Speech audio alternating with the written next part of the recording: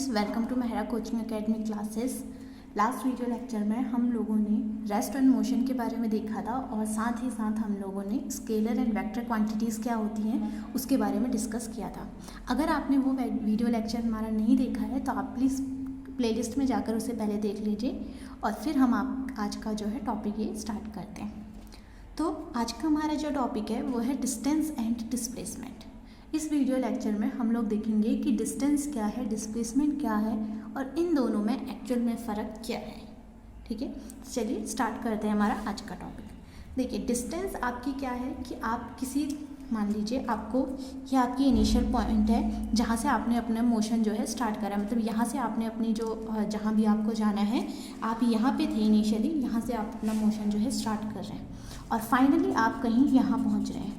ठीक है, फाइनली आप क्या कर रहे हैं, यहाँ पहुँच रहे हैं। तो ये क्या हो गई आपकी इनिशियल पॉइंट या इनिशियल पोजीशन और ये वाली क्या हो गई आपकी फाइनल पोजीशन। ठीक है, यहाँ जाने के लिए एक तो आपका सीधा रास्ता ये वाला है। ठीक है, इसकी लेंथ आप मान लीजिए 1 किलोमीटर है। दूसरा रास्ता कुछ इस तरीके से आपको यहाँ पहुँचा रहा है और इसमें जो आपकी टोटल लेंथ है इस पाथ की वो मान लीजिए आप 3 किलोमीटर है। तीसरा जो रास्ता है वो कुछ इस तरीके से आपको यहाँ पहुँचा रहा है और इसकी जो आप लेंथ मान लीजिए वो है 2 किलोमीटर है। ठीक हो गया। अब आपने क्या करा, इस रास्ते से आप जाना चाह रहे हैं लेकिन बीच में यहाँ पे क्या हो गया, कुछ कंस्ट्रक्शन वर्क चल रहा है तो ये वाला रास्ता अभी आपका क्या है, बंद पड़ा हुआ है। तो आपने क्या करा, ये वाला रास्ता यहाँ पर चूज़ करा।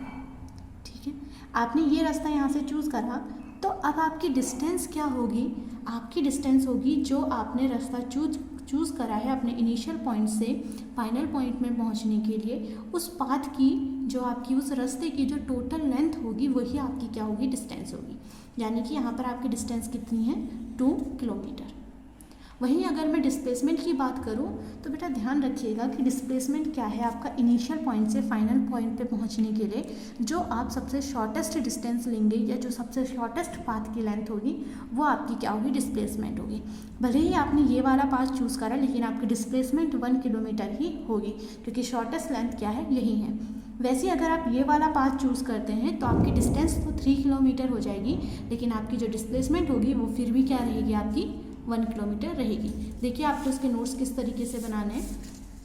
पहला है आपका डिस्टेंस के बारे में।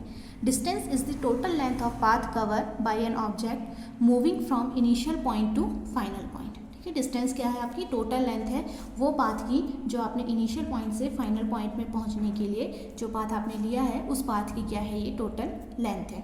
आप डिस्प्लेसमेंट की बात करते हैं। Displacement is the shortest possible distance between its final and initial position, यानी कि इनिशियल पोजीशन से फाइनल पॉइंट के बीच में जो भी आपकी शॉर्टेस्ट डिस्टेंस होगी वो क्या कहलाएगी, आपकी डिस्प्लेसमेंट। अब ये दोनों क्या है, लेंथ है तो इनकी एसआई यूनिट क्या होगी, जो लेंथ की होती है, यानी कि इसकी एसआई यूनिट आपकी क्या हो गई, मीटर। दोनों की ही एसआई यूनिट क्या होगी, मीटर होगी। देखिए अगला इनमें आप इन्हें डिफरेंस के तौर पे भी लिख सकते हैं। अगर आपसे सिंपल पूछा जाए तो आप सिंपली ये पॉइंट भी, डिस्टेंस के लिए पूछा जाए तो आप डिस्टेंस के पॉइंट लिख दीजिए, डिस्प्लेसमेंट के लिए पूछा जाए तो आप डिस्प्लेसमेंट के पॉइंट लिख दीजिए। लेकिन अगर आपसे इनका क्या है, डिफरेंस पूछा जाए तो आप एक तरफ डिस्टेंस दूसरी तरफ डिस्प्लेसमेंट करके यही पॉइंट्स वहाँ पर क्या लिख सकते हैं, वहाँ पर लिख कर आ सकते हैं। नेक्स्ट पॉइंट देखिए, आपका डिस्टेंस आपकी हमेशा क्या होगी, पॉजिटिव होगी। आप डिस्टेंस को नेगेटिव में नहीं ले सकते हैं। ठीक है, लेकिन डिस्प्लेसमेंट क्या है आपका, पॉजिटिव, नेगेटिव, जीरो कुछ भी हो सकता है। ठीक है, डिस्प्लेसमेंट के लिए कोई ज़रूरी नहीं है कि वो पॉजिटिव ही हो। डिस्प्लेसमेंट आपका पॉजिटिव भी हो सकता है, नेगेटिव भी हो सकता है और जीरो भी यहाँ पर हो सकता है। अगला है आपका, मैंने आपको स्केलर एंड वेक्टर क्वांटिटीज़ बताई थी। ठीक है, तो यहाँ पे क्या है आपका, डिस्टेंस क्या है आपकी, एक स्केलर क्वांटिटी है। डिस्टेंस आपकी क्या है, एक स्केलर क्वांटिटी है। वहीं डिस्प्लेसमेंट की अगर मैं बात करूँ तो डिस्प्लेसमेंट क्या है आपकी, एक वेक्टर क्वांटिटी है।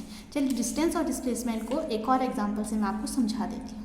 जैसे ये है, आप पहले क्या करा आपने, इस तरीके से यहाँ से आपने स्टार्ट करा है, पहले आप यहाँ पे गए और बाद में आपने यहाँ तक पहुँचे।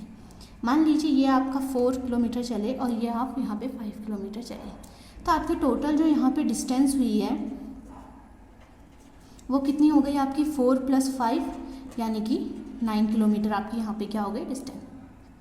अब यहाँ पे अगर मुझे डिस्प्लेसमेंट जो यहाँ पे मुझे कैलकुलेट करना है तो डिस्प्लेसमेंट क्या होगा, कुछ इस तरीके से यहाँ पर निकल कर आएगा। ठीक है।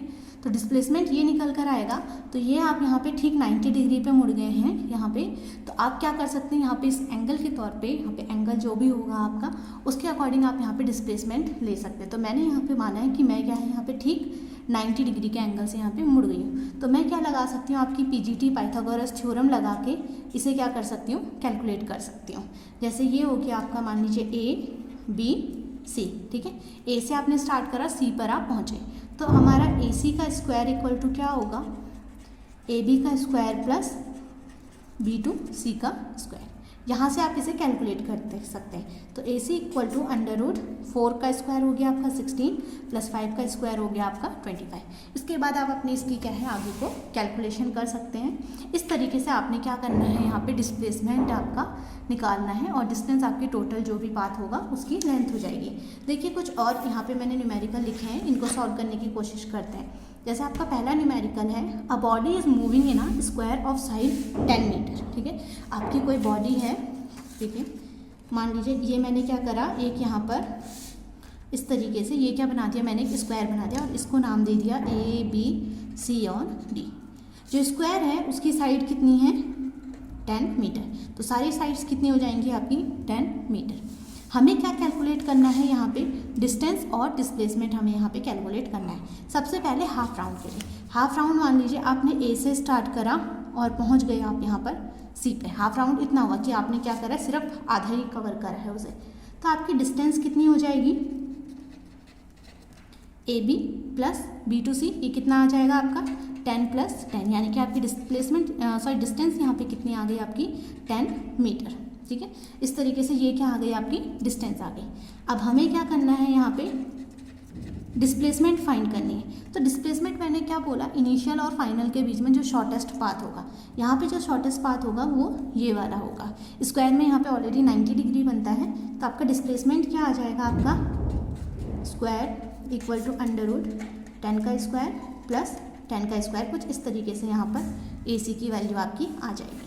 तो AC इक्वल टू कितना हो गया आपका 100 प्लस 100, दैट इज़ √200 और 10 आपका बाहर आ गया √2 मीटर। ये क्या आ गई आपकी, ये डिस्प्लेसमेंट यहाँ पर कुछ इस तरीके से ये आपकी क्या है, डिस्प्लेसमेंट यहाँ पर निकल कर आ गई है, ठीक है। अब जो है इसी तरीके से हम एक और इसमें ही आगे को एक पार्ट और है, 1 कंप्लीट राउंड। अब आपने क्या करना है, पूरा एक कंप्लीट राउंड लेना है। तो आपने A से ही स्टार्ट करा है, उसके बाद आपने ये A to B गए, फिर B to C गए, फिर C to D करके आप वापस क्या आ गए, A पर आ गए।